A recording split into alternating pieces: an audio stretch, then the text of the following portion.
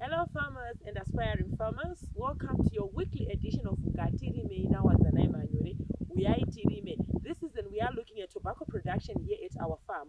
We are starting with seedbed preparation and how it is established.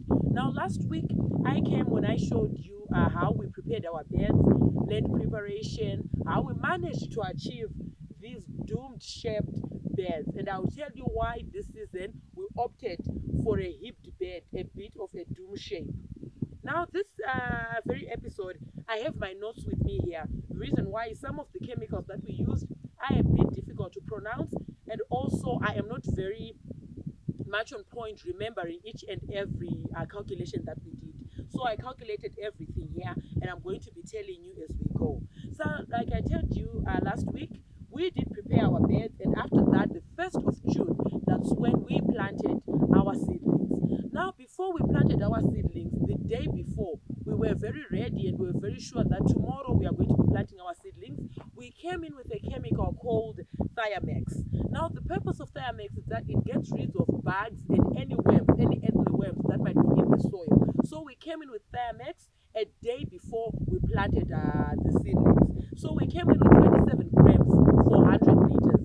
So generally you'd find that 100 liters might be half of a drum. If you do have a drum at your farm, you can just put in water, half of it, then you place in 27 grams, then we placed it in watering cans or in knapsack sprayers that we were using to spray upon the beds before planting. So after that, we went, we left it overnight, then we came back the following day and we sowed our seedlings. So if you look at our beds, the way we prepared them, they are sort of like in twin sets. We have put in 2 beds, a sort of like a bigger demarcation, another 2 beds, a sort of demarcation, another 2 beds as such. That's how we prepared our beds. The reason why we did that is that, like I told you last week, 2 beds cater for a hectare.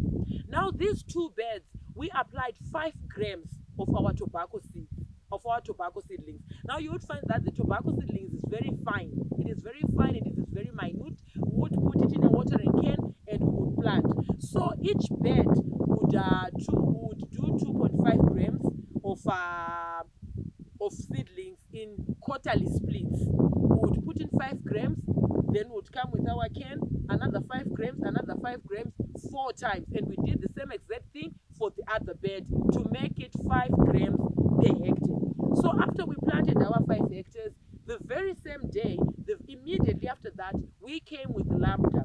Now Lambda is just used to make sure that we get rid of any cutworms or any worms again and any bugs that might affect the seedlings' growth.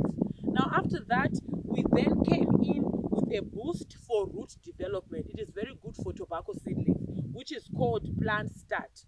Now we used 4 liters per hectare, which translated to roughly 55 milliliters per bed.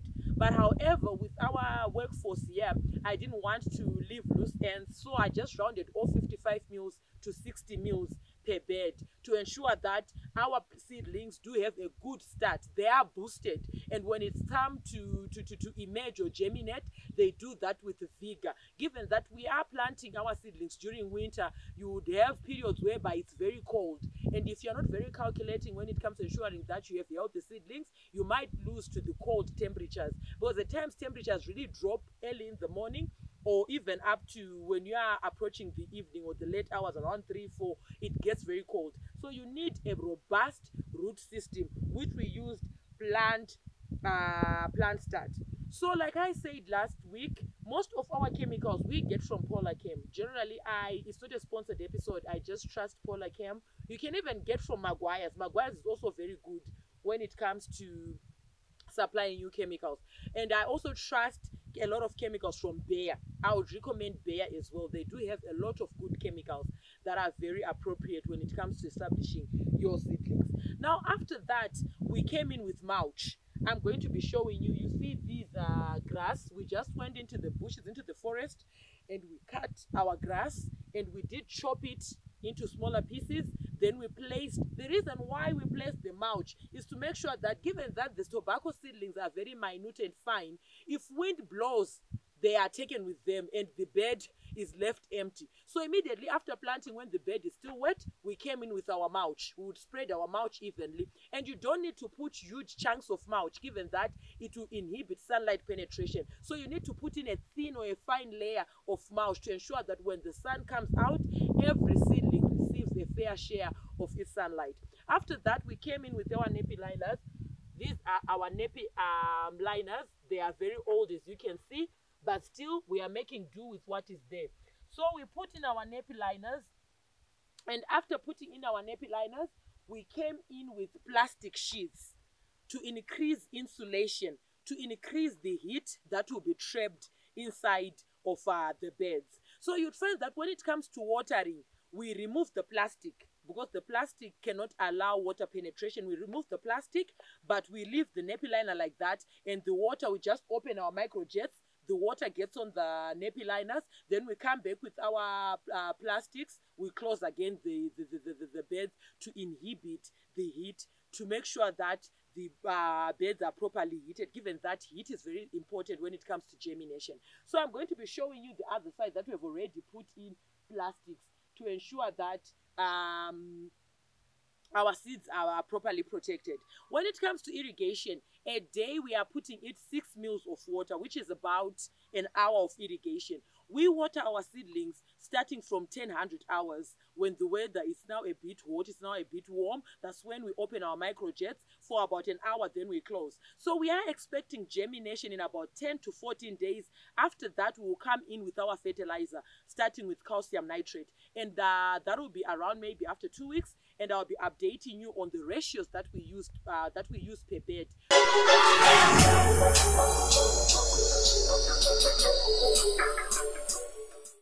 So, like I have told you guys, you might be wondering what these are. So what we have in here is just soil, it's just mud that we placed in bags, and we roll up the bags like this.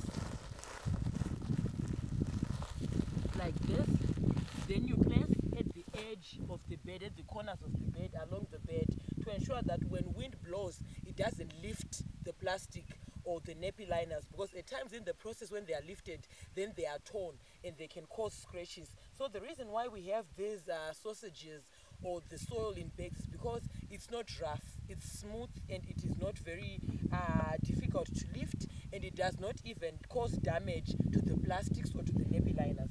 So like I have told you, we have plastics on the top, then we have these nappy liners, then we have our mulch, then beneath we have our seedlings that we planted. We have just recently watered our beds early in the morning, around 10-11 earlier on in the day, and so we have covered for maximum insulation. So this is just it, and I close back again to ensure that when wind comes, it doesn't blow away the bed cover. So basically this is it for our seedlings. We wait for about 10 to 14 days until germination, then we come back with fertilizers. I'll be updating you as we go. Even if we encounter any challenges, I'll be updating you as we go.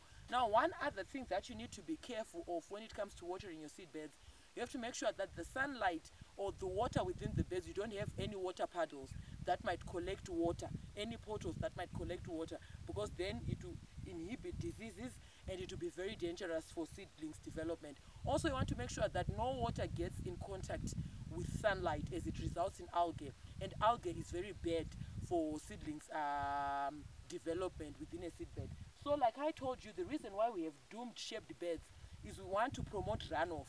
Whenever we have water, excess water runs off and is drained to the edges of the bed. We don't have water being collected within the beds. It was a pleasure having you with us today, guys. Make sure you subscribe, like, and follow, and make sure that you share these videos with other aspiring farmers. And even if you're a farmer, I welcome most of our questions. I'm also on Instagram, it's a W Manyore. On Twitter, I'm always updating you guys daily. I post stuff to do with agriculture, whether it's farm visits or our own operations here at our farm. It's at Agribusiness 110. Be sure to subscribe. Thank you.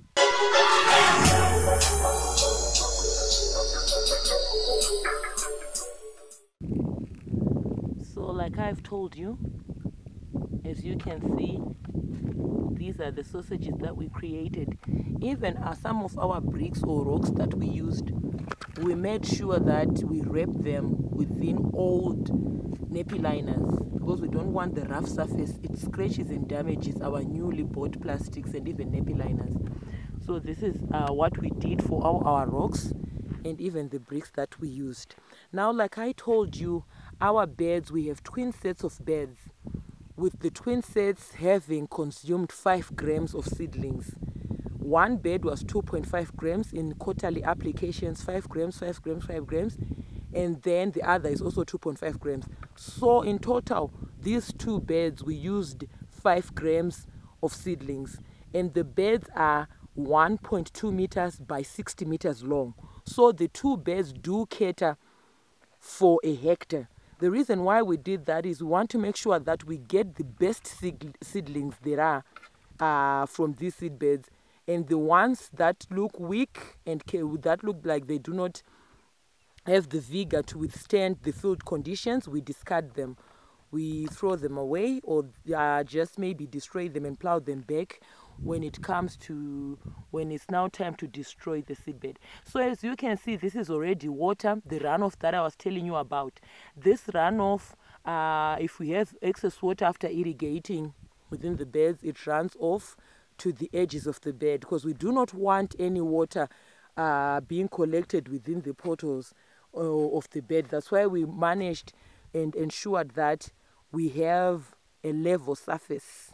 So basically, this is it. These are the beds that I'm showing you with plastics. Thank you.